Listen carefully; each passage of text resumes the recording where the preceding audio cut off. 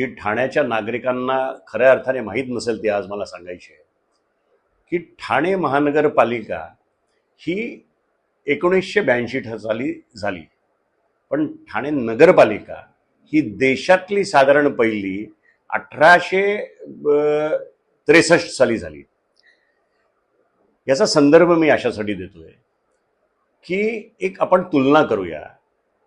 1982 मध्ये ठाणे महानगरपालिका झाली आणि 1992 मध्ये नवी मुंबई महानगरपालिका झाली.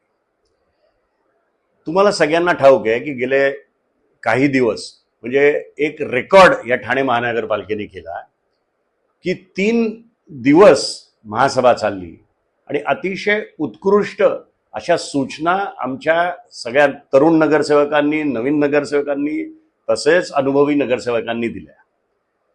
आजची ही महासभा संपली ती सकाळी 6 वाजता संपली. म्हणजे किती मेहनत आमचे सगळ्याच पक्षाचे नगरसेवक करत आहेत. आता मला 2 गोष्टी प्रामुख्याने आयुक्तांना आणि महापौरांना विचारायच्या आहेत. पहिले, तुम्ही जे बजेट 6200 कोटी रुपयाचं दिलं आणि त्याच्यानंतर ज्या सूचना आमच्या नगरसेवकांनी मांडल्या, त्याच्यावर अभ्यास केलं, चांगली मांडणी केली, 3-3 दिवस बोलले, त्या सूचनांची काही अंमलबजावणी या ठिकाणी होणार आहे की नाही, हा एक. दुसरं, आज मी सकाळी पेपर वाचला तर बघितलं की नवी मुंबईनी आज त्यांचं बजेट सादर झालं. ते 6700 कोटीच्या घरात गेला, 6728 कोटी.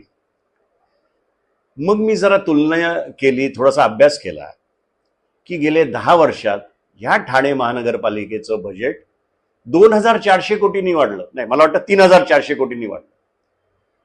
आणि त्याच कालावधीत नवी मुंबईचं बजेट 4700 कोटींनी वाढलं.